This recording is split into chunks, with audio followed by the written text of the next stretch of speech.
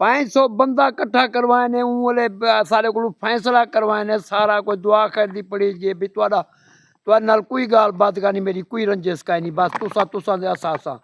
हुण परचे दित्ती गल हुण बंदे को रात दा पकड़ोई वदन नुकसान करे पेटां बन्नी गलन बीने को असल नहीं होए साडा टुक्को नहीं पकड़ा असल इकट्ठे कीती वदन सारे किते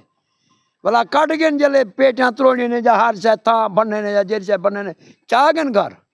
कशा लद्दी है उन्हें को साढ़े को कुछ शह कहनी है बंदे गरीब थे साढ़े पल्ले क्या है